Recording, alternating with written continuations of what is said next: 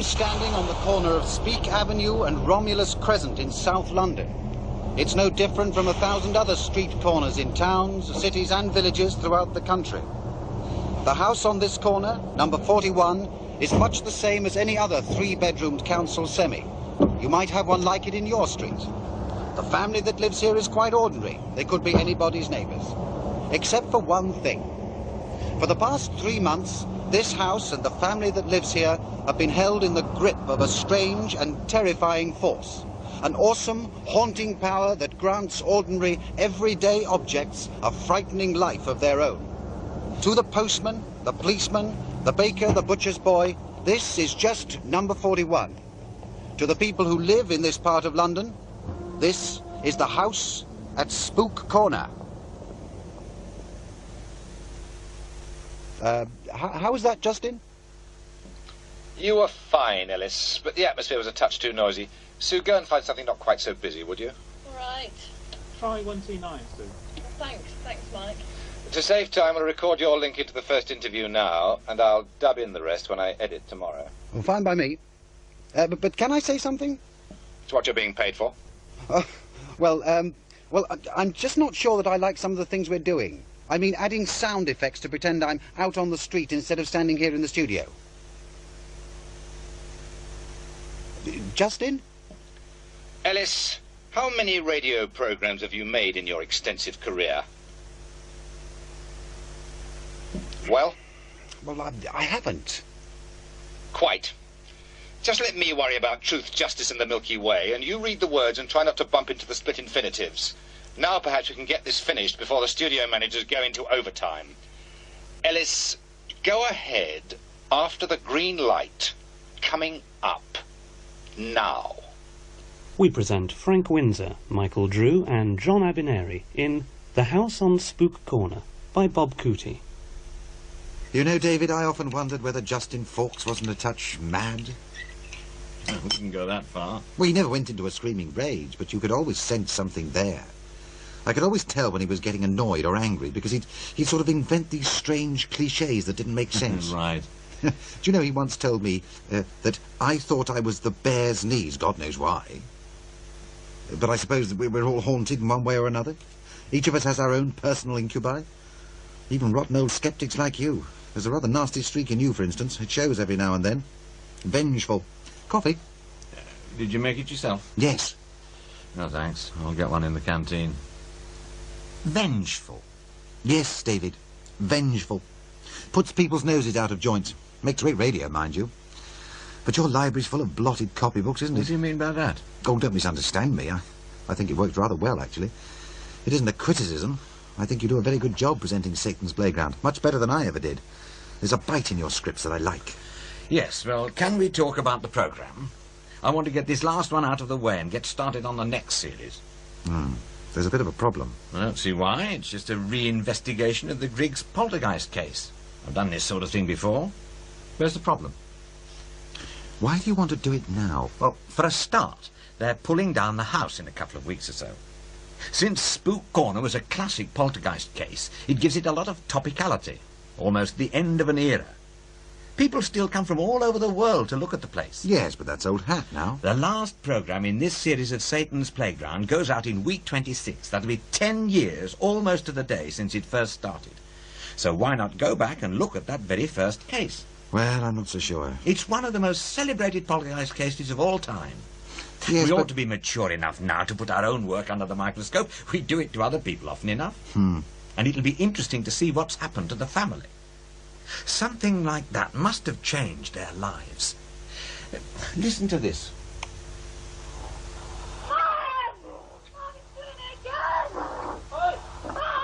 I remember Donna and Gary very well, David. There's about 50 hours worth of stuff like that. One of the studio managers found the original unedited tapes in Justin Fawkes' old office. Only about 2% got used. Old office? But he hasn't been in there for years, not since he got booted up to department head. What, 6 years ago now? I wouldn't have thought there'd be anything left. The trouble is, David, you can't make this programme without criticising the house at Spook Corner. I don't think that has to be a major theme. Oh, you really do like walking on eggshells, don't you? You know he's up for controllership. Well, it's between him and what's-her-name, Meadows, from Political Affairs Department. I know Fawkes is a feeble bastard at times, but this might not be the best time to go around digging up skeletons. You think he'll get to be controller then? Bound to. Meadows is pretty good, but hasn't been head of department long. And there are a lot of problems to sort out if the track record of the producers there is going to be improved.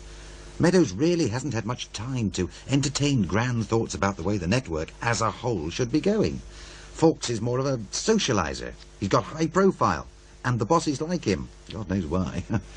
A hatchet job on him at this moment might not be in your best interests, or mine. Hatchet job? Oh, come on. You've got to admit your programmes on the paranormal have been hatchet jobs. And I can't help wondering about your real interest in Spook Corner. You didn't want to have much to do with it when we tried to interview you for the programme. When a couple of kids shut you in a cupboard and bang on the door to convince you the ghosts are at work and giggle while they're doing it, it's awfully easy to lose interest. You can't be sure it was the kids. Oh, come on, Ellis. Sure, the kids played around every now and then. And maybe it was possible that all the physical stuff was just a pair of them fooling around. But you can't dismiss everything. How do you explain away Peter? Oh, the voice that spoke perfect French. That's the point. It wasn't perfect French. It was even stranger than that. There was something Justin Fawkes discovered too late to put in Spook Corner. Mm-hmm. You know, of course, Gary started to speak in tongues. All right, most of it was gobbledygook. Then this character started talking through him that called itself Peter and apparently spoke French. Well, most of us thought it was French, but it was very guttural. It didn't sound right. Now, as I said in Spook Corner, it sounds like bits of bad French mixed in with some nonsense words. Then just after Spook Corner first went out, Justin got a call from someone in the Mauritius High Commission, the Cultural Attache's office, who identified the language as patois. Now, OK, you can say that everything else was fake, fraud, but how in God's name do you explain a 13-year-old working-class youngster in a run-down suburb of South London who'd never been on so much as a day trip to Calais speaking perfect, fluent patois, from one tiny island 6,000 miles away? I give up. But there must be an answer. Oh, if you're not careful, David, you'll have a wonderful future behind you. I know you don't like Fawkes, but watch it. He can cut your throat and you won't notice until you cough. We've worked together for nearly 6 years, Ellis, and this is the first time you've ever tried to pressure me. You're the producer. You can pull the programme out if you want to. I'm only a freelance hack. No. And that's not the first time you've tried to pressure me with that line. I know what it's like to be a freelance. I've been there. Justin Fawkes brought me in from the cold to take over Satan's playground. So what happens now? Look, if you really want to go into this again, I'd suggest you talk to some of the people involved, like Christine Vecchi and Donna. Without them anyway, you haven't got a programme. And with any luck, they'll tell you to get lost. And watch what you say about Justin's programme. He was very proud of it. He won an award. Come to that, I was bloody chuffed too.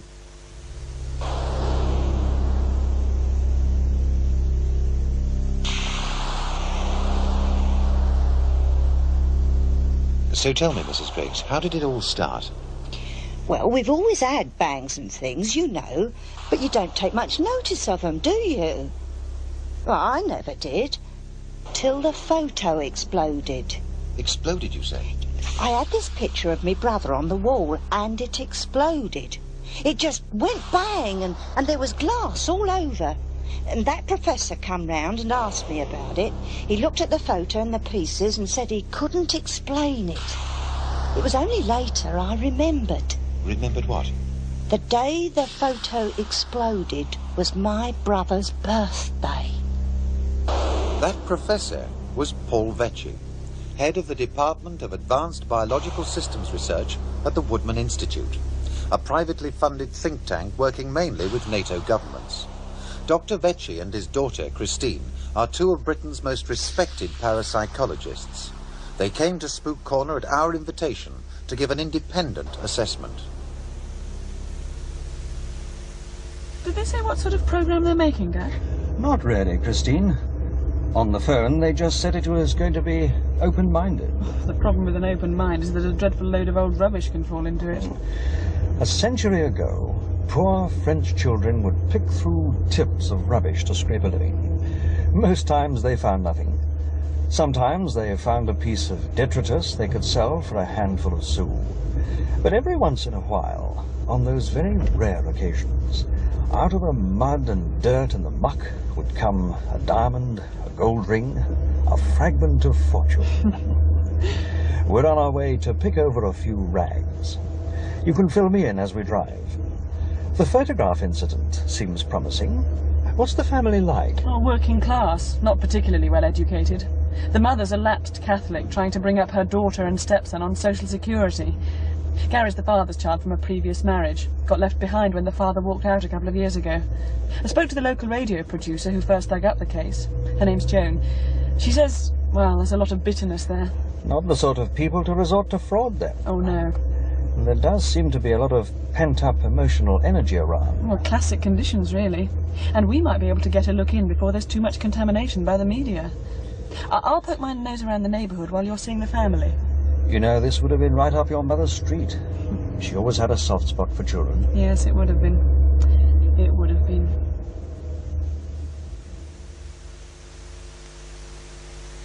Gary, go and wash your hands. Oh, Mum. Now, you've been playing.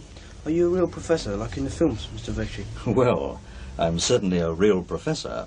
What, with rockets and things? I'm afraid not. I'm a marine biologist. Ah, fish. We got goldfish in the back garden. We've got to put wire over it to keep out the cats. Gary, leave Mr. Vecchi alone. Go wash your hands. You've been playing. They're not very dirty, Just Mum. go and wash. All right. Sorry about that. It's just natural curiosity. He seems a bright boy. Not really, just a show-off. He never gets any good school reports, just spends all day with his head stuck in a book. Do you know he sometimes locks himself in the loo for hours? Really? Oh, but he don't learn nothing from his teachers. He's always thinking about his inventions. Mind you, it's the teachers' fault, spending their time trying to teach them blacks how to talk proper English. Your bathroom is downstairs. It's the door next to the stairs. You'd think the council had put one in upstairs, wouldn't you? I suppose we're lucky we didn't have a bath at all till a few years ago. And Donna, where is she? In the kitchen, I think. Donna, you in the kitchen? Yes, Mum. Good. You see, children are very mischievous. They get up to little tricks now and then. It's difficult, of course, for them to fool adults. But unless we can be very precise in our observations, then the skeptics will just say that you and your children are simply liars. Pardon? I'm afraid so. We are dealing with forces that frighten people. Psychologically, skeptics simply cannot accept that this sort of experience can be real. They would rather say that you and your children are the greatest psychologists, the greatest magicians in the world, rather than accept that what is happening is real. Fancy a cup of tea? Donna's got the kettle on. It'll only take a minute. Yes, certainly, thank you. What about Christine? Do you think she'd like to come in? Christine is doing her own work at the moment.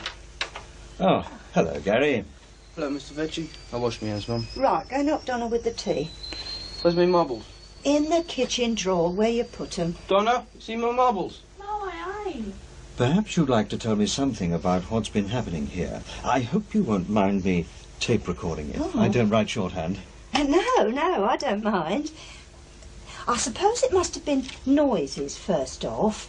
We always had noises, even when my old man was here, but these were sort of special. In what way special? It was something like being dragged along, sort of a shush, shush, shush noise. I used to hear it at night, after the kids had gone to bed. Did you ask the children about them? No, I didn't want to frighten them. Well, sometimes they told me they heard things, especially Gary. He used to hear voices, and I didn't want to start them off imagining. And what happened next? Then it were bottle tops and jam jars. I used to keep finding them left open. Funny thing is, my brother used to do that. Was he around at the time? Oh, no, he's dead. Ticker. But I remember Mum telling him off about not putting tops back on. And did you take much notice of it? Well, not really. For a bit I thought it was just the kids messing about. Then the photo exploded. Yes, I was going to ask you about that. Well, it shook me, I can tell you. I was sitting here one night with the telly on. The kids was rowing about some programme. Oh, my brother hated arguments. Gary went off to his bedroom in a real huff. And I heard this crash on the other side of the room. And the glass on my brother's photo just sort of exploded. There were bits everywhere.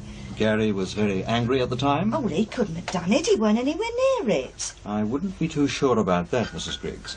Ah, tea. Gary still can't find his marbles. Do you want one lump or two, Mr. Betty? Oh, no sugar, thank you, Donna. I was telling Mr. Gletchy about the photo, Donna. Oh, yeah, that was weird. But what was really funny was I only realised after that it was my brother's birthday. How do you think it happened? The problem is, I was not there at the time. Even if there was a quite ordinary explanation, I really am not in a position to give it. But I still got the bits. You can look at them. I will look at them, of course. But unless there is something physically unusual about them, I still will not be in a position to say anything positive, Mrs. Griggs. You'd best call me Annie. What's that saying? There's a coincidence. My wife was Annie. Well, Anne-Marie, actually. She was French. Hang on, I heard something then too. Gary, is that you? What's that, Mum? Did you drop something? I thought it came from the bathroom. Oh. Oh, Mum, I didn't do anything. Oh, no, it's poured all my shampoo in the bath. Let's have a look then, shall we? And all the bubble bath's been poured out too. I'll get a recording of this. We found a bottle of shampoo and a bottle of bubble bath laying on their sides on a shelf above the hand basin in the downstairs bathroom. Nobody was in here at the time they fell over. The bottles are almost empty. It has only been a matter of seconds since we heard them go over, and both liquids are pretty viscous, so they must have come out at some speed. Where are the tops? There they are in the bath. That must have been the noise, them falling in the bath. I believe you're right. In fact, the bath itself is quite a distance away, which confirms what I suspected about unusual force. And Mrs. Griggs and Donna were with me, so it can't have been them playing tricks. And Gary was in the kitchen. He'd never have got past without us seeing. Mr. Betty, the glasses on the sideboard. Oh, not me Christmas glasses. Oh. No sign of threads. The glasses just seem to leap off the sideboard. Fascinating. Look, Mrs. Griggs, I think I'm going to need some equipment from my laboratory, so I'll come back later, if I may. Don't say I started ringing doorbells now. It's probably Dr. Rowney. I'll get it. We broke the glasses. Oh, they're all over the floor. It won't be. Hello, Dr. Rowney. Good afternoon, Gary. These gentlemen were coming up the path when I arrived. Hi, Gary. I'm Justin. We've come to make a program about your ghost. Can we come in? Christine, I think we might have a live one. Something happened? Yes, amazingly enough, it did. 2 tops came off bottles in the bathroom and flew for around 5 feet. You saw it happen? Oh, well, I saw the tops, but I heard them first, and there was no chance at all of the children doing it. We need some recording equipment. Right. Video, temperature, humidity and static. What was that delegation I saw going in? Oh, that was Dr. Roney, the family doctor, and some people doing a program about it. I didn't want to get involved, yet. You know what media people are like. I wonder what's going on in there. Anyway, I've spoken to some of the neighbours. Who's that on the path? The path? I can't see anybody. Yes. Can't you see? There, Christine. There.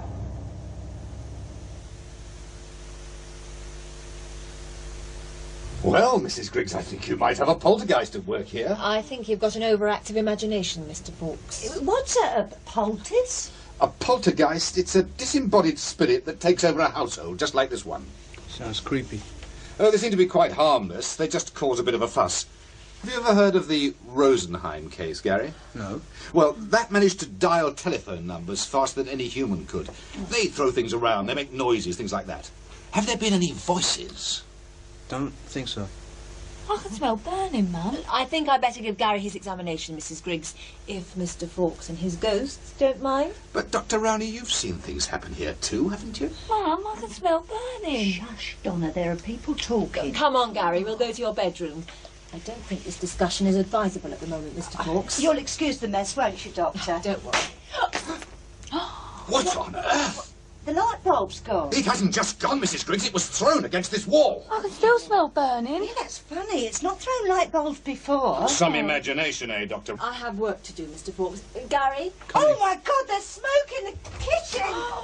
It's coming from that drawer. I'll take a look. Don't want anyone getting hurt. Oh, Oh, see, I told you I could smell burning. It's a box of matches. It's still smouldering.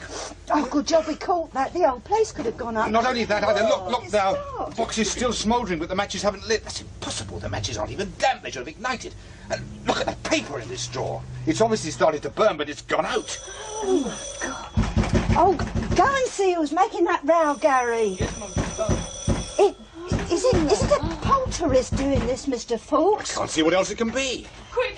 Please telephone for an ambulance. I think my father's having a heart attack. Have you heard how he is, Mr. Fawkes? I spoke to his daughter on the telephone this evening. He's getting better. Could be out in a couple of days, she says. I wonder what brought it on. I'll have to send him a card. He didn't look well at all when they put him in that ambulance. He was all blue. He's been ill for some time, according to Christine. Ever since his wife died, he's been just hanging on. It's good of you to let us stay here, Mrs. Griggs. I hope the spare room's comfy enough for your friends. They've known worse. Tell me, has anyone seen a ghost in this house, or outside it? Maybe on the path? That's something we've never had. I don't think Dr. Roney likes you much. Oh, really? Your friends haven't gone to bed already, have they? Eh? Oh, no, they're night owls. Ellis is setting up cameras in case anything happens, and Joan's just around to look after the recording equipment. Oh, I see. Who's that? That'll be Ellis or Jane, I expect.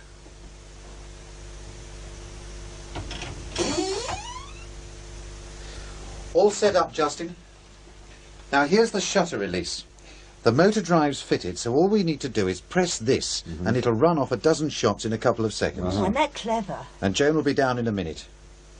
Do you want me to make a flask for you, seeing as you might be up all night? Why, that's very sweet of you, Mrs. Griggs.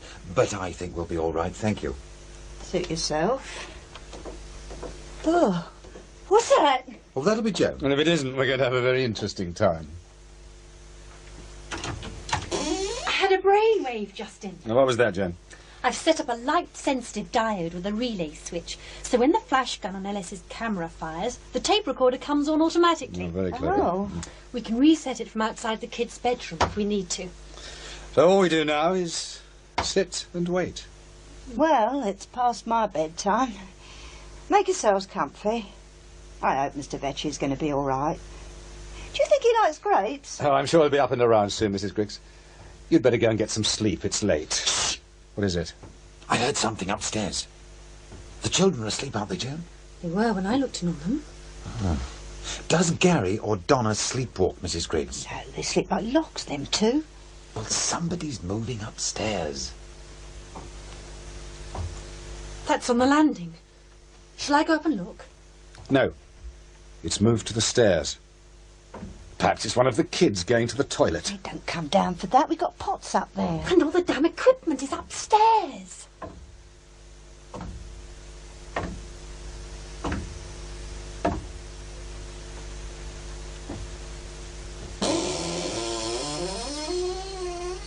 Gary, what are you doing off?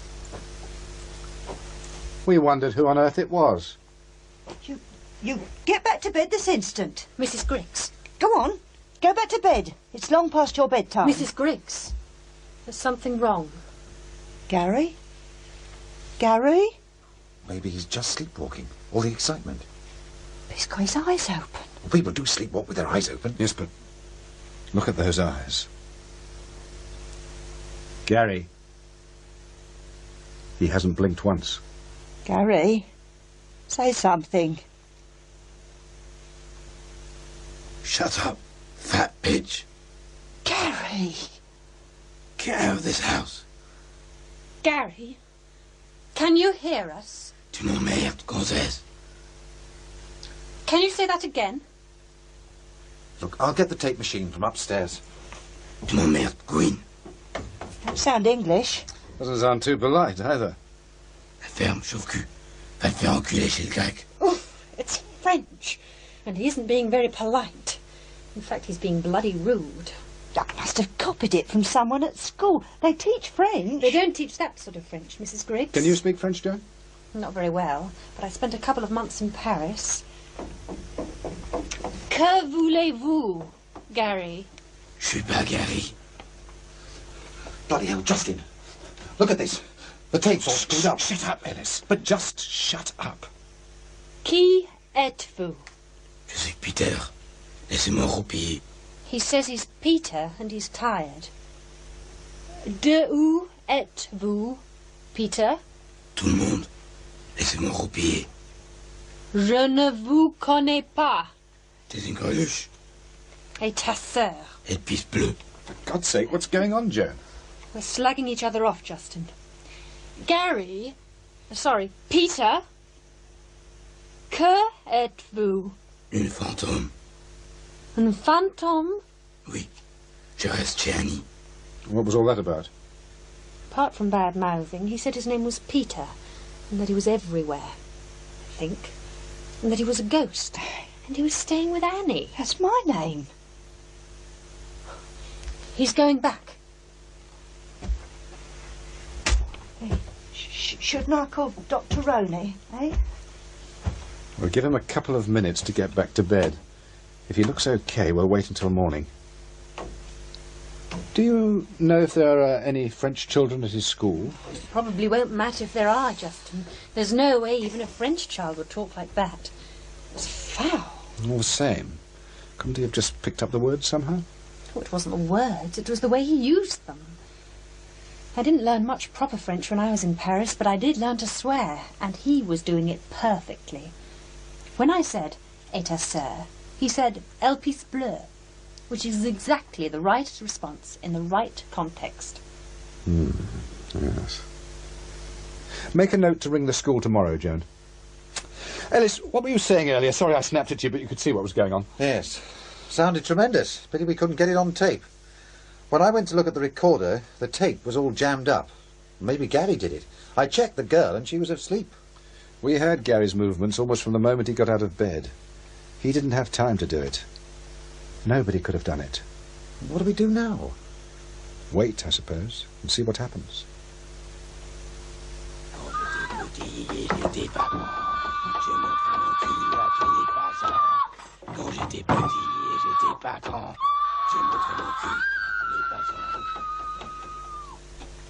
Hello, David Morris's office. I'm Justin Fawkes. Is David available? He's very busy. I'll see if he can talk to you. Please hold on. I'm putting you through. Yes, Mr. Fawkes. What can I do for you? Well, let me explain. I'm producing a new radio series on the paranormal. It's going to be called Satan's Playground. And it's scheduled for the end of June, beginning of July. It's going to be very open-minded, and we're trying to get a spread of opinion. I've read your book on the paranormal, and I'd rather like you to be in the first programme. What's the subject? The Griggs poltergeist case. Yes, I know of it, although I haven't been there. We've got some recordings and photographs I'd like you to look at. Perhaps I could come to your office tomorrow. Who took the pictures? Ellis Weston, the presenter of the series. He's handy with a camera. He used a motor drive, so it's almost like a movie. Almost. There's a lot of stuff flying around. What's this group? See the ceiling lamp? It's just started swinging. And if you look along this set of prints, you'll see the swing is actually getting greater. I really need to see the frame numbers on the negatives. I know how sceptical you are about the paranormal, but you've got to admit that these take some explaining. Maybe. Why are you pointing to the notebook in this one? Now, that was weird. You see the picture in my hand? I was in the room talking to the kids when I heard it fall off the wall. The thumbtack holding it had fallen out, so I kept a careful eye on Donna and Gary while I put it up again. That notebook literally flew off the dressing table and hit the wall. You were watching the children and pushing in the drawing pin at the same time? Yes. That was clever of you. You actually saw the notebook move? I couldn't miss it. It hit the wall just by my head. But the dressing table was directly behind you. You couldn't have seen it start moving. Oh, you're just nitpicking. Why don't you come down and see what's happening? I really haven't got time right now, Justin. I'm up to the ears. My publisher's screaming for a manuscript. So you're refusing to come down? No, I'm not refusing. I'm busy. You're going to ignore it? I'm not ignoring it, Justin. I told you. I don't have the time right now. You're not going to be able to ignore this one, David, and you can't use the old excuse of it not being there when you come to investigate it. It's going on now, at this very moment. Look, I'll think about it. If I get time, I'll come, okay? Okay, you think about it. Bye, Mr. Fox. Wendy. Yes, David? Here a minute. Oh, the person. Yes, he's a bit of a creep. Mind you, I've heard some of his programmes. They're very good. He makes good programmes, Wendy, but he's just an ambitious creep. I wouldn't take his word for it if he told me the sky was blue. Well, I suppose I'd better go and see these kids, otherwise he'll never let me forget it. He'll use it as a stick to beat me and every other skeptic in sight. Gary? Can you hear me, Gary? You know one of them from the radio? No, I'm David Morris. Mr. Fawkes just asked me to come and have a chat with you. So, you must be Gary. And you're Donna. Yeah. So, this is the bedroom where Peter lives? That's right. Where is he? Over there in the corner. Can't see him. Why's that? He's invisible. Can you see him? No. Sometimes. He's a ghost. No, he ain't. He is. No, he ain't. He ain't a ghost. Well, what is he then? I don't know. He ain't a ghost, that's all. So you don't know what he is, Gary? Is it a he? He told us he was coming. Yeah. He's been waiting for you. He wants to see you. Yeah, he wants to see you. Okay, where do I find him? Can I talk to him? He said you had to get in the cupboard. You mean this cupboard over here? Yeah. Looks like a tight fit. All right. What do I do now? He says we've got to close the door. Gary? I got to shut the door. That's fine by me. Piss off. That was Peter. I don't think so. Okay, here I am. What do I do? Hello? Woo! I'm a ghostie! Woo! Bleeding teacher, you bugger. Gary? All right. Playtime's over. I'm coming out now. Gary, don't you dare! Come on, unlock this door. I'm telling Mum of you. Hey, what's going on out there? Open this door now, the fun's over. Right, I'm telling Mum. Come here, you slag. Come back here, you two. Open this damn door. Are you there? Damn kids. Smoke. The door's hot. The little bastard set fire to the place. Help! Hey! Let me out! Can anybody hear me? Is anybody there? Oh! For God's sake, let me out of here! God! Oh, the place could have gone up. David! David! Are you all right? Yes. No thanks to those kids. You probably owe them your life. Gary told us what had happened. Really? Exactly what did he say? He said that they tried to open the door when they saw the smoke and couldn't. Donna got frightened and ran down to get me. That's what they said. Yes? Why? You might wonder how those burning comics got piled up outside the cupboard. Yes, I know. I wonder why Peter did it. Oh, for heaven's sake, Fawkes. You all right, Mr. Morris? Yeah, we were really worried about you. I'm sure. Justin, this one's all yours. Where are you going? David! David, wait a minute! Hey. The new developments here at Spook Corner were truly frightening. Over the 10 days during which Joan, Justin and I camped out in the house each night, the phenomena were coming thick and fast and apparently more violent. The attack on David Morris suggested a worrying malignancy in whatever strange force was at work. I asked Morris whether he would ever return to the house. Frankly, no. Why is that? I'd prefer not to comment just now. Do you have an explanation? I have, but I really can't go into it, as I think you know. But you wouldn't go back to the house? No.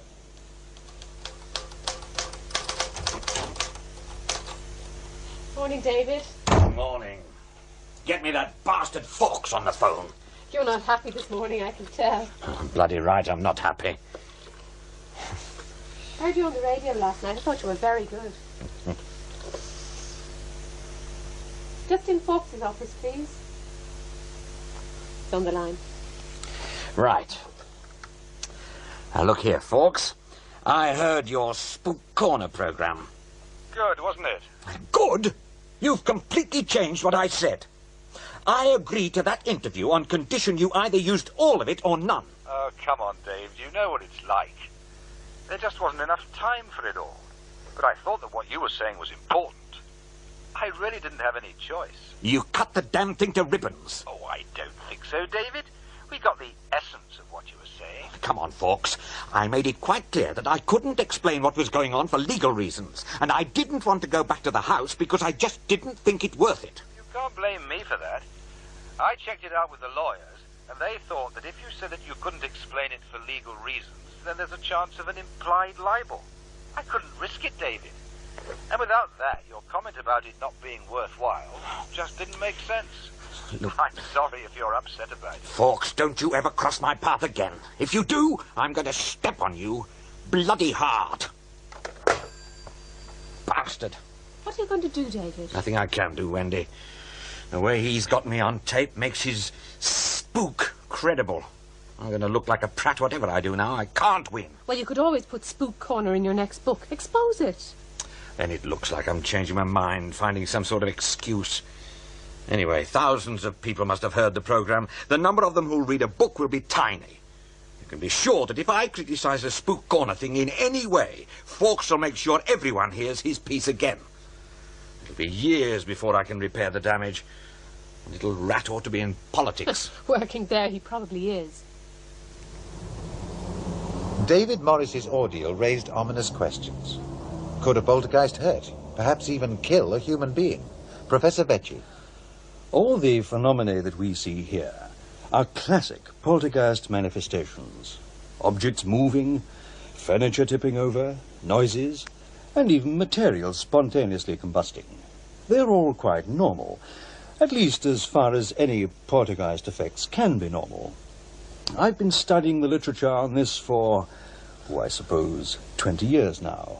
And to my knowledge, these are usually mischievous, playful effects, much as an overexcited child might produce. In fact, this childlike sense is actually reinforced by the lack of actual harm to people. Well, physical harm anyway. So we don't really have anything to fear from whatever's causing this? Not really. Apart from the odd scratch or bruise.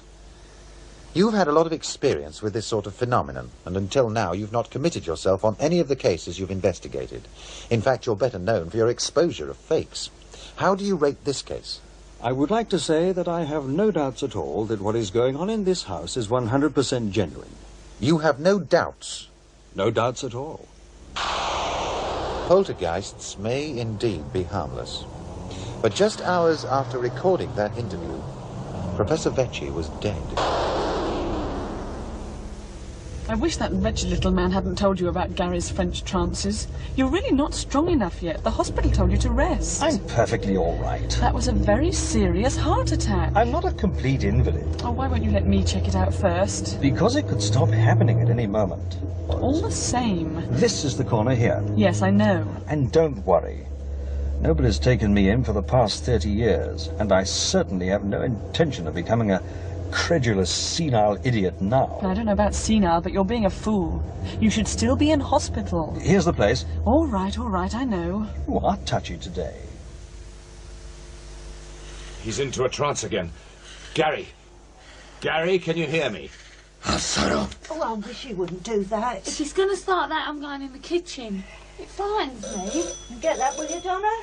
It'll probably be Professor Vecchi and his daughter. They're due about now. Oh. Hello, Donna. Oh, keep the door open, will you? What did you want your legs, Mr. Vecchi? No, I'm feeling a little tired.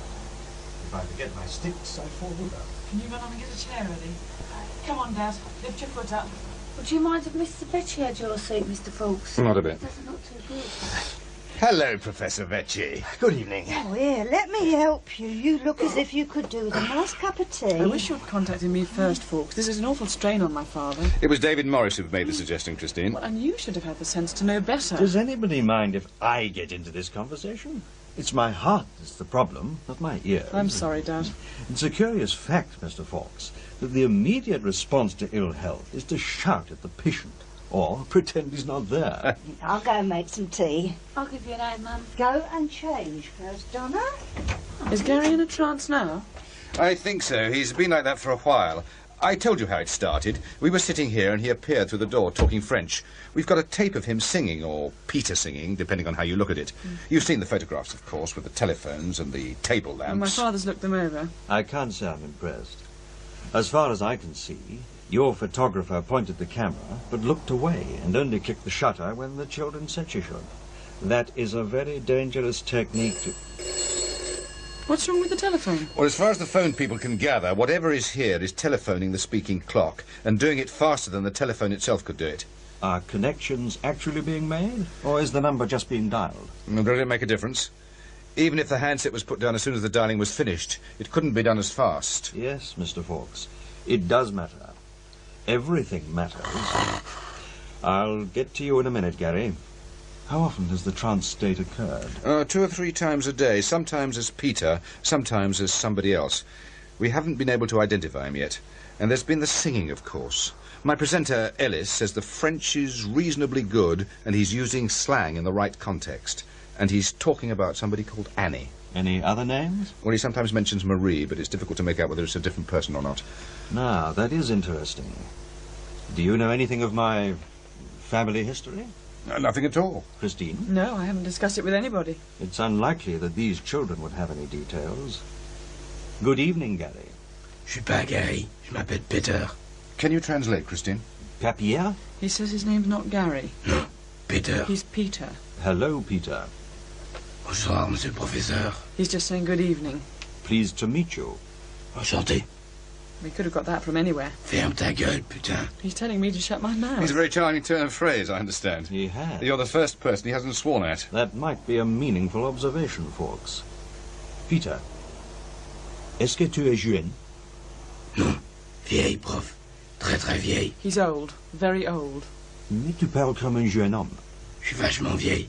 Tu me files une clope, mec. He's asking for a cigarette. Non, je fume pas. T'as raison. It's certainly not schoolboy French. We know, and his schoolteacher said that his French is pretty bad anyway. Jeanne la salopine. He's calling Joan a slut. Peter doesn't like Joan. I gathered. His French isn't perfect, which is good. It's more convincing. He'd need to spend some time with a French speaker to... There aren't any French people at the school, and this is hardly a cosmopolitan area. Well, not in European terms, anyway. Yes, I'll accept that. I've checked independently. Here's some tea, everybody. Toujours le thé. Les Anglais faire pipi toujours. Always the tea, and the English pee a lot. Oh, still at it, is he? Mum, I'm going round to Brenda's. He gives me the creeps when he's like this. All right, but don't be home late. Annie dit bonsoir. I see. Annie who? Annie says good evening. Anne-Marie. C'est ta femme. Tu connais Anne-Marie, prof? Marianne, you know Aunt Marianne, she's your wife. Sure. Oui, bien sûr. Sans blague, mec. Yes, no jokes. Elle est petite? Non, grande. She's tall. Et ses cheveux? Très blonde. Avec un petit nez. Comme une souris. Elle est bien roulée, prof. Tall, blonde, small-nosed and pretty. Is it accurate? Oh, yes, it's accurate, all right. Trouble is, it fits everybody who isn't a short, ugly brunette with a long nose. Don't let your tea get cold. Is there something specific you can ask? Tu parles français comme une vache espagnole. Qu'est-ce que tu dis? Tu parles français comme une vache espagnole. Speaks French like a Spanish cow. Well, that doesn't make sense. Well, that's what he said. I think we can go, Christine. Help me up, will you? Yes. Oh, what's going on? Why are you leaving now? I have my answer, Mr. Forbes. I'm still not convinced, Dad. I really can't see why he would come up with that specific phrase, Christine. Your mother was always saying that I spoke bad French. She always said, tu parles français comme une vache espagnole. It's just too much of a coincidence. Well, I'm not so sure. You in all right? I'm sure now. Anne is here, Christine. She is there. Annie? Annie! Let's go back to the office and talk about it. Okay, Dad? You agree? Dad? Dad! Here's your book, Mr. Fawkes, and thank you. I just hope you enjoyed it, Dr. Rennie. I really hadn't realised just how well documented faith healing was. Oh, I'm sorry if I seem so dismissive. You've changed your mind? Well, yes. Yes, I suppose I have. Because of the book? No, not that by itself. It's Gary. Gary? Well, yes. It's difficult to understand when you're on the outside of somebody's mind. When you know something is happening, you don't know quite what. I'm afraid I'm not making much sense, am I? Go on. You haven't got that tape recorder on, have you? No, I'm just waiting for Mrs. Griggs and the children. They're upstairs. Oh, what's that? Oh, it's just the telephone. It keeps doing that. The GPO's investigating it. Go on with what you were saying. Well, I've been looking after Gary for 2 years now. He's a very disturbed boy. Well, you knew that, didn't you? Well, I wasn't sure. Well, quite serious personality disorders. I suppose a few years ago he'd have probably been diagnosed as schizophrenic. I see. But the odd thing is that since all this started, he's quietened down a lot. And there are other things too. What sort of other things? Well, he had a lot of stomach problems, almost certainly psychological, of course. But all the same, it's cleared up completely. Well, so have the headaches. And he used to have a lot of skin trouble too. Warts, sores, that sort of thing. So you would say that now he was mentally and physically sound? Well, more or less, yes. Well, a lot depends on what you mean by sound. When I first started in clinical psychiatry, I had a patient at Virginia Water who insisted he could see big, green, slimy hobgoblins on everybody's shoulders. Really? Well, he'd gone into hospital because he was frightened. But what he was doing, though, was somehow seeing a personification of people's drives, ambitions and fears. Once he understood that, he could handle it. Fascinating. Well, in fact, after he left the hospital, he became a psychologist, a damn good one, too. And the hobgoblins had gone?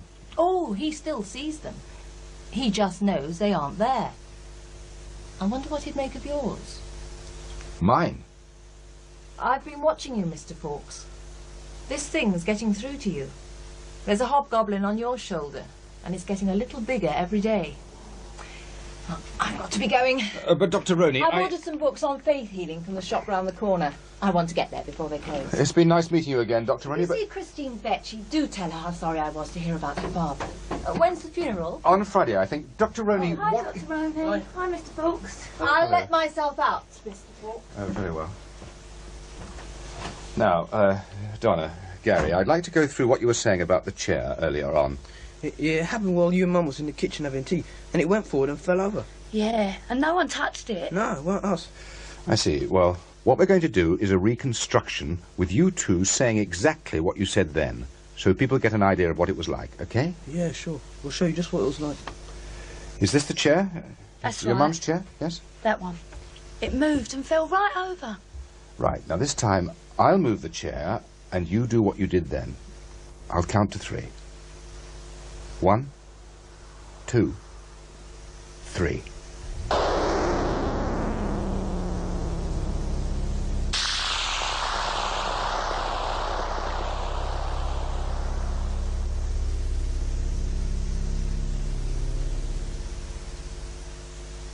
Mr. Morris, my father died 10 years ago. I'm really not sure I want to bring it all up again. I understand that, Miss Fetchy, but I really am trying to get a sensible, objective view of what was going on at Spook Corner. Then surely the man to ask is Justin Fawkes. It was his invention.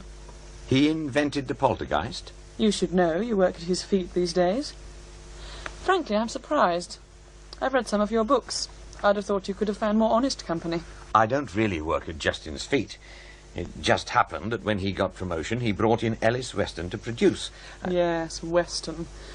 He's such a little man. Weston liked my books, asked me to take over the presentation. I agreed, provided I could say what I wanted. Fawkes doesn't actually have much say, really. We don't get on. But you were saying that Fawkes faked the phenomena at the house. Oh, no, no. The children did that all by themselves. They were very, very good at distracting our attention, working together at little gems of deception. Fawkes's big lie was in what he didn't tell. and the way he put the material oh so carefully together. What about the Mauritian patois? Oh, that was a Justin Fawkes special. I suppose you heard about someone at the Mauritian High Commission saying that Gary was speaking patois. It was in his book about the case. That's right. But he didn't. He spoke bad French. But he did sing a Mauritian children's song. When Gary was 10, there was a black Mauritian boy called Peter at his school. My father and Fawkes only thought to ask if there were any French children there. They didn't think to ask if there were any French speakers. Of course, the two boys swapped rude words. But what about the Spanish cow statement? Gary went to Peter's home once and tried out his French on the boy's mother, who told him he spoke French comme une vache espagnole. It's a bit old-fashioned, but it's a common enough phrase. How do you know all this? Because I checked. There's something else you probably haven't been told. After a few months, Peter and his parents moved to London. You see, the father worked for the Mauritius High Commission. It was he who telephoned Fawkes after the programme was broadcast to explain how Gary could have learned his French. The way your father sounded on the programme, he seemed pretty convinced the children were genuine. But... Perhaps you would like to hear what my father really said, Mr. Morris? Yeah, well... No, I want you to hear this. He used a pocket dictation machine quite a lot. I've started writing my father's biography, and recently, when I was going through his tapes, I found this. You've had a lot of experience with this sort of phenomenon, and until now you've not committed yourself on any of the cases you've investigated. In fact, you're better known for your exposure of fakes. How do you rate this case? Well, I'm still not going to commit myself. I would like to say that I have no doubts at all that what is going on in this house is 100% genuine. Every investigator would, but I can't. A significant number of the phenomena we have is certainly fraudulent. So much that I doubt that it will ever be possible to determine what was and what was not genuine without considerably more study. You have no doubts that the children have cheated? No doubts at all. Yes, I have the master tape of that interview. Oh, I see. And it's absolutely identical. Well, I complained to Fawkes about it. And he said? He had to take out the reference to the children cheating because it was libelous. He said that leaving in the comment about no doubts at all was just a slip of the razor blade. Sounds familiar. He used the same excuse with me. He didn't care that he libelled my father. You can't libel the dead. That's what my solicitor said. It destroyed my father's reputation. He was working in advanced theoretical physics, right at the edge of what we know about science and beyond. If he appeared to be taking on board this sort of nonsense, it would have damaged his professional standing. Nobody would have taken him seriously ever again. And that's what happened. He was doing work that could have changed science forever. Nuclear physics, quantum physics and astrophysics, even molecular biology. Seriously, his work was that important. There was a whole mass of papers about to be published. After the programme, the Institute put the lid on the lot. Suddenly, the work wasn't sound, they said. Fawkes manipulated my father the way he manipulated the children. And he destroyed him professionally the way they destroyed my father physically. Gary killed my father. Would you go on record, on air, and say that? No. You must understand. My father was very, very ill. He was afraid of dying. Passionately so. And he was going to kick and scream every step of the way. His body was going to pieces under him. But he was just too damn cussed to drop dead. After my mother died, he decided to find out if there really was anything to be afraid of. That last afternoon, Gary convinced him that my mother was still alive in some way. Once his fear was gone, he just died. But I suppose he died happy? He needn't have died at all. It's too late to help him, I appreciate that, but maybe something can be salvaged. It won't be all, but it'll be better than nothing. And if you could come on the programme and say... No, I'm going to tell the story my own way, when the biography's published. I've had enough of media people. Without them, this would never have happened. I understand. It was good of you to spare the time. I don't suppose you know where I might find Dr. Roney. I understand you kept in touch with her. Oh, not for some years. The last I heard, she was living in, well, the Welsh mountains in a commune of some sort. Can I help you, traveller? I hope so. I'm David Morris. We are all stars. I'm looking for... kings. And David Morris. I'm looking for Dr. Elizabeth Roney. I believe she lives round here. Elizabeth Roney is here. Ah, good. And there. Everywhere. And nowhere. Ah. There is no Elizabeth Roney now. Her new life is she. She? Who heals. Where can I find she who heals? She will be by the stream. And go that way. Thank you. Leave your ego at the door. Traveler?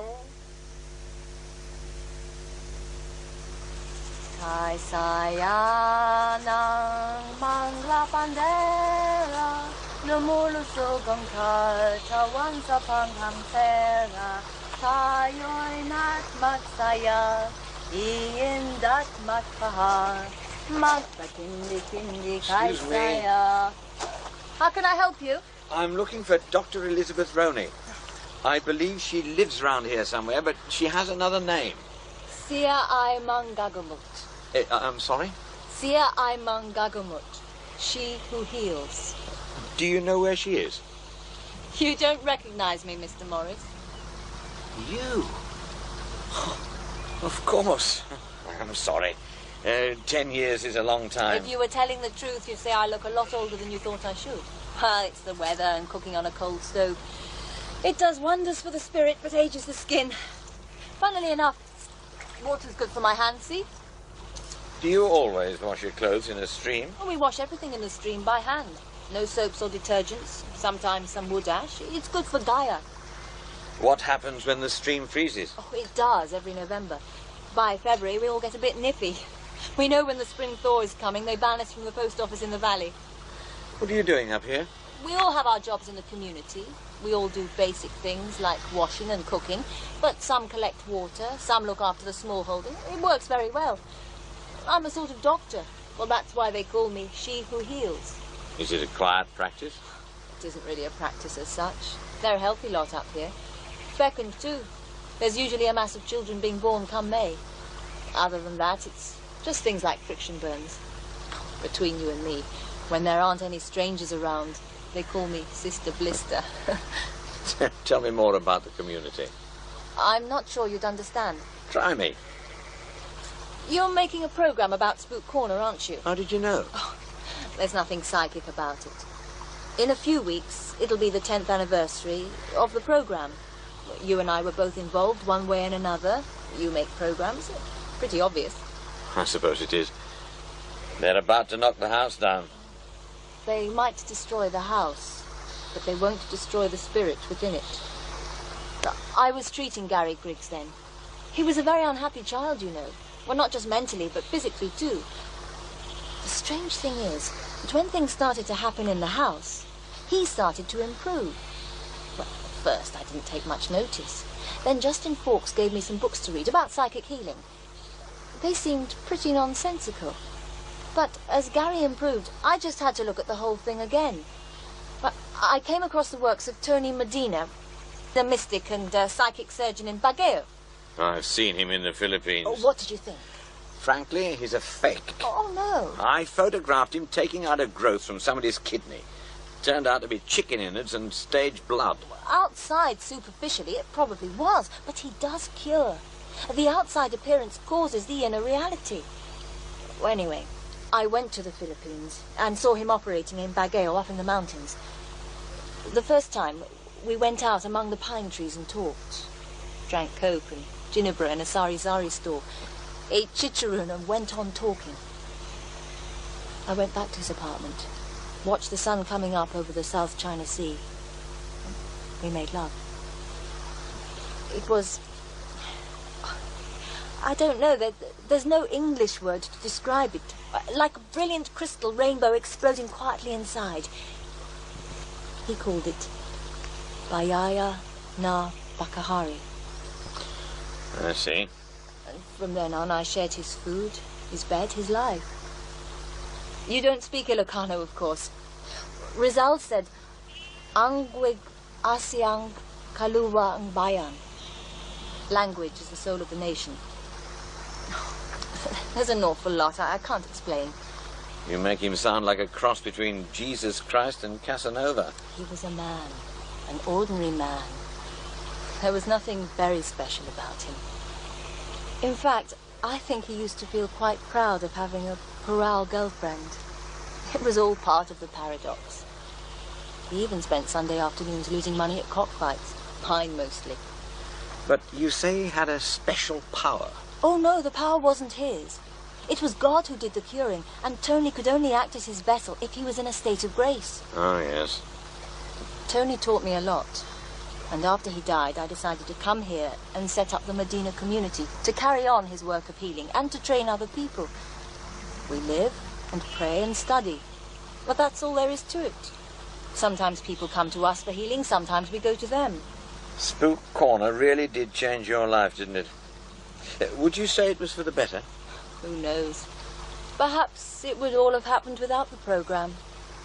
But God's usually pretty spry at bypassing the obstacles we try to put in his way. But you had a promising career. You were very respected. And you gave all that up. I gave up nothing. I had nothing. But Tony showed me that. What about all the kids you were helping? God will provide. That's his job. Talking of kids, what did you reckon on Gary and Donna? You saw a lot of them. And they really were a pair of crooks, weren't they? Really? Oh, yes, they were manipulating everybody in sight, and you can't blame them. They had a pretty rotten life with Gary's father walking out like that, leaving him behind. They just wanted attention, and you lot certainly gave it to them.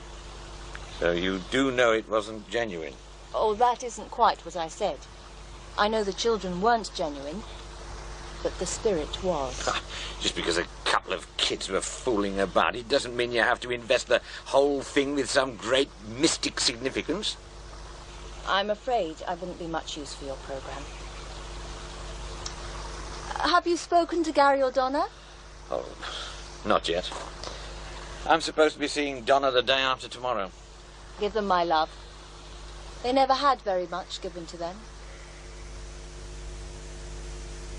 Your Welsh jaunt, David, has put me right over my budget, and you still haven't got a programme. That's not true.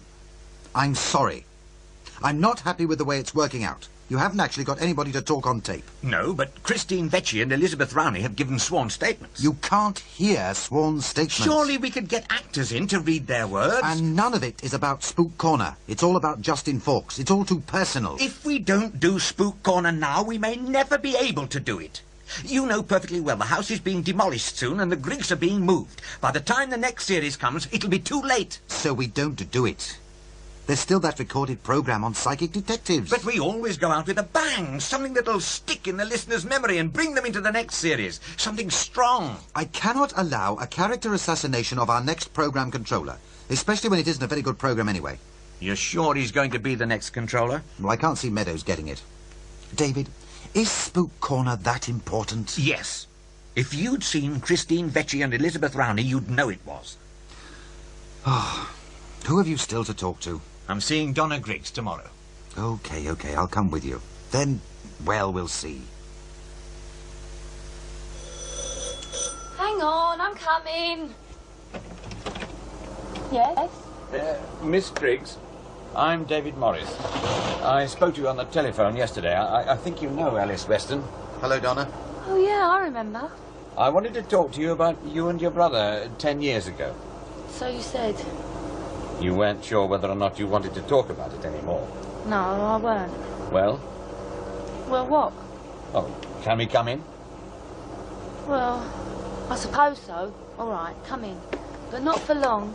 My mum will be back in half an hour, and I don't want you here then. I don't want her getting excited. Is your mother ill? Sort of. She is all right. Ever since it's happened, she's gone all religious. Goes to mass twice a day. She spends all her money going to that medium, Marie Forey, trying to talk to Gary. Gary? Yeah, Gary's dead. Would you like a cup of tea? No, thanks. Oh, please yourself. What happened to Gary? He got his head blown off in a shootout with some paddies at Crossmaglen a couple of years ago. Oh, I am sorry.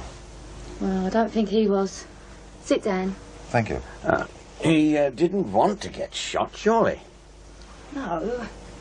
But we got a letter after from his commanding officer saying how Gary had been a good bloke and did his job well and all that, you know. Gary would have liked that. Why? Well, nobody ever said he was a good bloke before. He was my stepbrother, you know. But Mum never took much notice of him. Neither did his dad. His dad walked out in the end. Couldn't stand always being second fiddle to Mum and her family. Gary wasn't so lucky. Did she ever show you his poetry? Well, I didn't know he wrote poetry. Oh yeah, it was good too.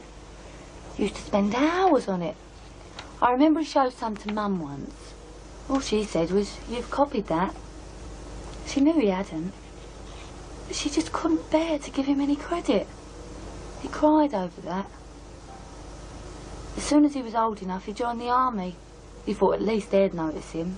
And they did. He got into the SAS and was posted to Ireland. Your mother didn't like Gary? Oh, it wasn't that. She just wouldn't give him any credit for anything. Remember the funny things that went on with the telephone and all that spooky stuff was going on? That Mr. Fawkes told Gary about something that happened with a telephone in Germany, and Gary had an idea. He was good at inventing things. He had this bit of cardboard with tinfoil stuck on it and a couple of wires across it, and it used to ring the talking clock. Sometimes he'd get me to do it. Were these all his own ideas? Yeah. He was clever with things like that. He showed it to Mum and told her how it worked. She just said, "Don't be silly, you're just a kid." Well, what about the other things? Like the bottle tops and the furniture? Oh, we used to get up to all sorts of things. Like Gary would go into the bathroom and take the tops off a couple of bottles, then go into the kitchen, wait a bit, and drop a couple of marbles into a mixing bowl. It sounded like the real thing. We used to push chairs up on their legs till they were just balanced and sort of let go and jump away quickly, so it looked like we were miles away when anything happened. Oh, but there were photographs. Oh, that was easy. They only pushed the shutter when they heard us make a noise, so we'd throw something or jump about and yell a bit before. We got caught a couple of times, but those photos sort of got lost. Fawkes kept all the photographs. And you told your mother about all this? Some of it. But she never believed us, because it was nearly always Gary's idea. We couldn't tell her about the photo, though. The one that exploded? It didn't bloody explode. Mum used to hang it on the wall on her brother's birthday, see? Used to keep it in a drawer most of the time. Gary and I were playing on the sofa and knocked it off and broke the glass. Well, Mum's eyesight weren't too good, so like kids do, we thought if we put all the pieces back in the frame, she wouldn't notice. Mum heard a noise, so when she came in, we pretended to be arguing about the telly. Gary made out he was really angry and went out and slammed the door, and the bits of glass fell out of the photo frame. Mum went spare. We daren't tell her what really happened. She'd have killed us. So it was all a con? Oh, no. There were some funny things going on. What? Well, like Gary's trances. They were real. He wasn't well then. You fooled Professor Vecchi and Justin Fawkes. And me, for that matter. I know. And it was awful. We were just a couple of kids having fun. We could get all the grown-ups to do almost anything we wanted. It wasn't so bad with Mum, but we had all these important people coming along and saying it was all real. There was no way we could turn around and say, "Fooled ya." It got too serious. Even when we tried telling Mum and Mr. Fawkes what was happening, they didn't believe us. And when Mr. Vecchi died, well, we thought it was all our fault. Imagine, 2 kids thinking they'd actually killed somebody. Oh, it was awful. Did your mother know about Gary's school friend, Peter? Oh, you're joking. She'd have skinned Gary alive. Mum couldn't stand blacks. Still can't. That's why we're still in this house. And now the council's moving us, she's really going round the twist. She's read so much in the papers, she's frightened that we'll end up living next to some blacks. It's stupid, but she won't change now. We couldn't tell her about Peter, because he was black. He was nice, too. It's all a bit tragic. The only ones who seem to have escaped are you and Justin Fawkes. He's quite high up now. Oh, I don't know about Mr. Fawkes, but what about me? I'm 23. I can't even have a boyfriend because Mum can't look after herself. And the neighbours won't look after her, so I can't go out. The doctor won't put her in a home because he says she's not bad enough. All she does all day is sit and imagine she's talking to Gary and her brother and count her beads. We can't move because Mum's scared to. And I've got that every day until she dies. And the doctors say she's good for another 30 years. I'm sorry, Donna. Not nearly as bloody sorry as I am, Mr. Morris. Not nearly as sorry. No, David, absolutely not. Spook Corner stops. It stops here. I'm putting in the psychic detectives and that's it. End of discussion. No, it isn't. You've read the depositions. You've seen what it's done to Donna Griggs and her family. You know Fawkes falsified the evidence. You've heard the unedited tapes. You know what he did with them. And where did those bloody tapes come from? And don't tell me they came from Justin's old office because I won't believe it. Where did they come from? After 10 years they suddenly pop out of nowhere? I'm not that naive. Sunshine. It doesn't matter where they came from. The evidence is there. Fawkes destroyed those people's lives. And just for the record, I'm not that naive either. And what's that supposed to mean? I know why you brought me in to present Satan's Playground. Oh? You spent 4 years as Justin Fawkes' little lapdog, keeping quiet, doing what you were told. That's not true, David. He bought your freehold and you got your payoff. He got promoted and you got your safe little basket. A nice, safe staff job. You're right. It's bloody cold out here among the mercenaries. David! I've heard it on the tapes, Alice. It doesn't matter whether or not it's true, so long as it's good radio. That's what he told you whenever you started yapping. And you haven't got the bottle to bite hard. Oh, come on. When you took over Satan's Playground, you got me in for my nuisance value. The one bit of power you had left. Your little bit of revenge. After all, he was hardly going to kill off his own brainchild, was he? Don't be stupid. He was going to fight for it. And if he wanted the program, he'd have to have me, too. You're getting paranoid. He might have bought you, but he hasn't bought me. And neither have you. Calm down, David. Look, it isn't that important. Damn it, it is that important. He might have you to protect him, but not me. Not me. Are you going to do Spook Corner? No. Okay, I'll go to the newspapers. Oh, now you're being naive. Short of him seducing choir boys in Hyde Park or banning a soap opera, they couldn't give a damn. They won't listen to you. They don't even understand your problem. I once thought you had more bottle, Ellis. I was wrong. Well, you go on kissing backsides. I'll go on kissing them. David! David! David!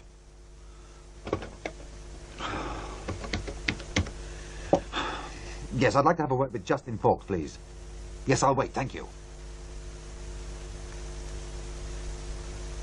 That's everything, Alice. The psychic detective tape is on machine 3. This is the first time Satan's Playground's gone out live, isn't it? Yes, it is. Special circumstances. I've spliced the inserts together in order. The Vecchi tape's on machine 2. I've done my best with it, but it's still pretty ropey. So long as we can hear what he's saying, it'll be okay. Wendy, any sign of Justin Fawkes? Not yet. I've tried his office again, but he's not there. His secretary doesn't know where he is. It's coming up to time, David.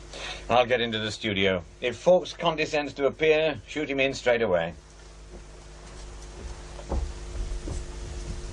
Ready, studio? Ready. Let's monitor network for our cue. And that's followed at 11:15 by the Financial World Tonight. I was held up, I'm afraid. Thank goodness you're here. Go straight in, Justin.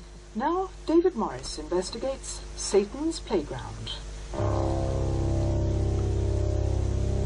Justin Fawkes is here, David.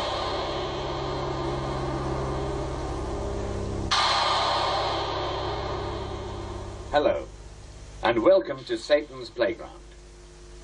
This week is not only the 10th anniversary of Satan's Playground, but it also sees the demolition of the house that was the focus of the most celebrated poltergeist case of the past quarter of a century and of our first program. I'm going to be looking at that case with the help of this week's rather breathless guest, Justin Fawkes, Dear, dear. the first producer of Satan's Playground, and the man who first brought what became known as the house at Spook Corner to public attention. Welcome to the program, Justin. Good evening, David. You were deeply involved in the case, weren't you? How long did you spend at the house? About 3 weeks in all, day and night. I must say I found it a frightening and remarkable experience. That was 10 years ago. Since then, I think it's true to say it's become a classic case.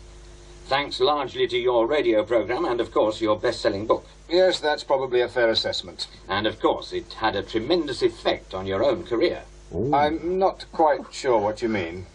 Well, you're a very senior executive in this organization today, and I think you'll agree that it was the house at Spook Corner and the awards that it won as a documentary that helped you. Well, that may be so. I think you're exaggerating its impact. But it did have an impact. Well, all right, yes, it did. You're an ambitious person, aren't you? No less than you are, David. But not many other people's ambitions have led, almost certainly, as yours did, directly to the death of a respected scientist and the destruction of his reputation, to the resignation of a much-loved and much-needed doctor, and indirectly to the death of Gary Griggs. Oh, straight for the jugular. That is a very serious allegation, Morris, and you certainly can't substantiate it. The fact is, Justin, that both your program and your book are nothing more than fabrication, and I'd like you to explain why. It really is dangerous to overstate a case, David. These are sworn statements.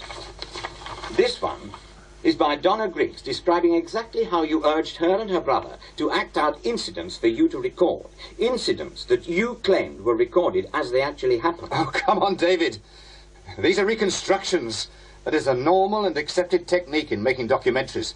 There's nothing underhand about it. Rubbish. Not when you claim that they were recorded as they actually happened? But I never made that claim. If you had bothered to check, as you should have done, you will find that what we said was, this is what it actually sounded like. You really must stick to facts. The fact is, folks, that you quite deliberately suggested that the recordings were real. I can't help feeling that you are rather blundering into dangerous ground here. In your program and in the book, you had both Professor Vecchi and myself unequivocally supporting the Spook Corner poltergeist. That was entirely false. Well, of course, we often hear these claims of misreporting by the media. What almost always happens is that somebody makes a statement to the media, and when they hear themselves or see it in print, they suddenly get cold fingers, and to get over their embarrassment, they blame the press. I'm afraid that will not do. We have the original unedited tapes at Spook Corner. Unedited tapes? Here is what Professor Vecchi really said. Damn, one of the edits has come unstuck. We've got a problem with the tape. We're coming back to you. Okay. Well, we'll come back to Professor Vecchi's tapes later. But certainly, in my case, the interview you broadcast bore little relation to what was actually said.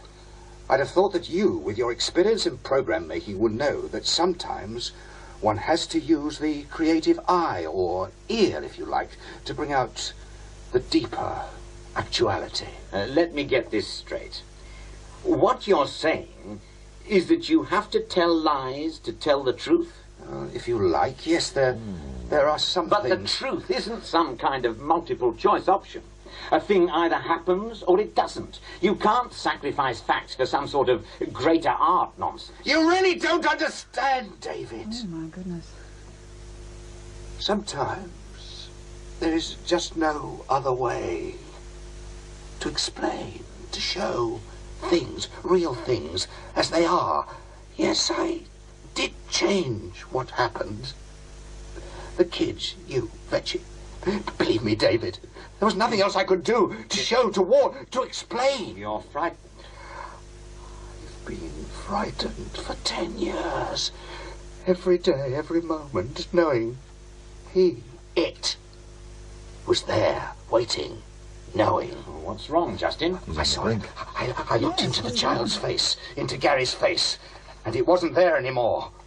I saw it, that creature, crawling out of his eyes. David, it looked at me, actually looked at me, and it spoke, David. It told me what it was. I saw it. I saw it. Okay, Justin, calm down. I saw it. There's no need to bang the table. Somebody, get the doctor down here. Peter, je suis Peter. What's happening? Cue music. Filmed. Cue music. The disc isn't set up yet. Where's continuity? Wendy, get the doctor. Continuity. We're coming out early. Thanks. Hello, medical centre. Someone's ill in B10. I think he'll need an ambulance. Je suis Peter, and I got you all. Well, I'm afraid that because of technical problems, we have to leave David Morris and Satan's Playground. Gremlins in the works, I expect. However, in the few minutes before the next programme, perhaps you'd like to know what we have for you tomorrow.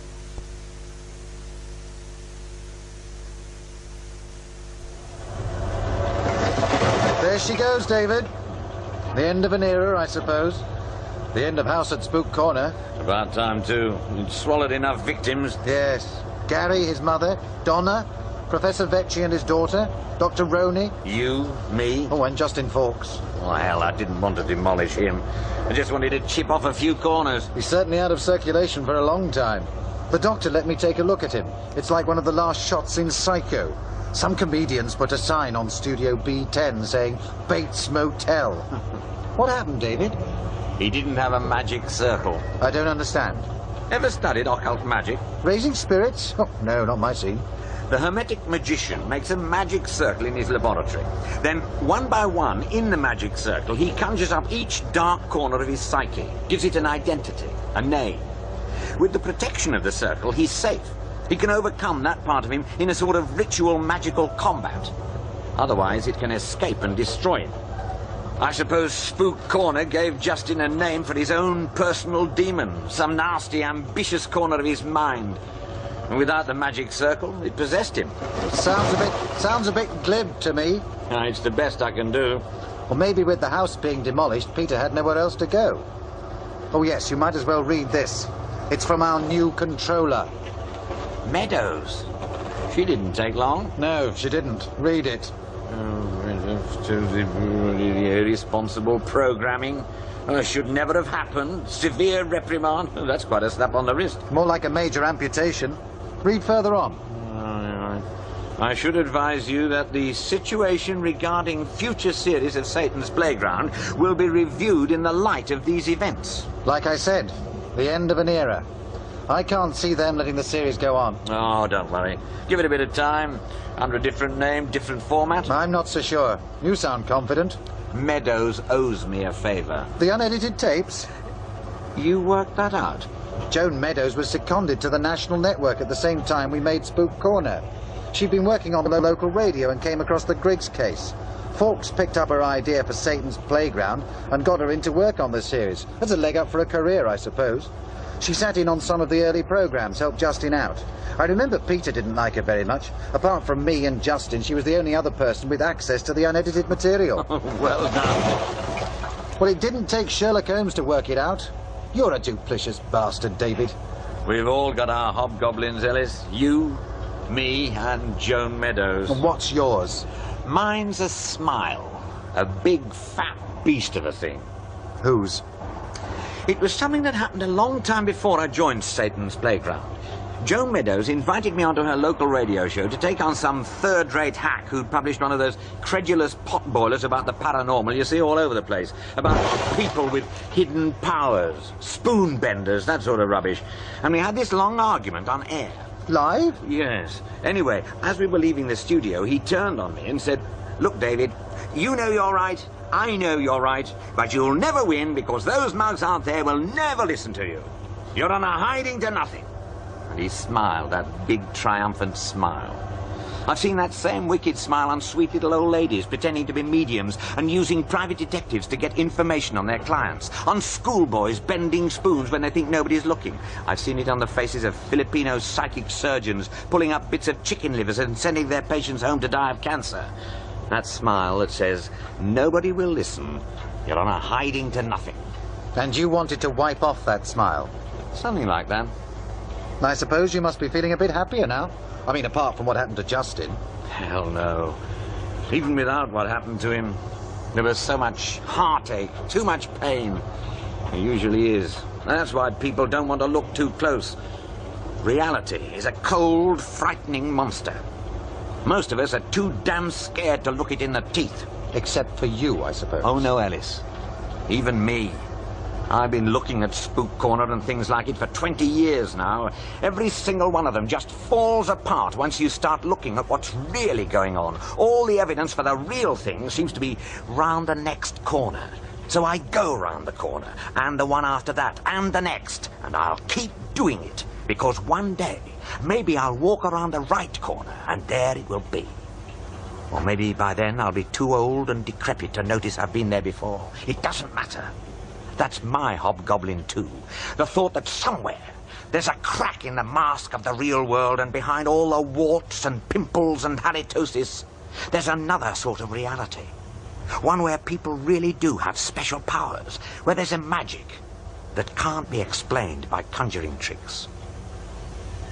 I wish it were there. But I don't think it is.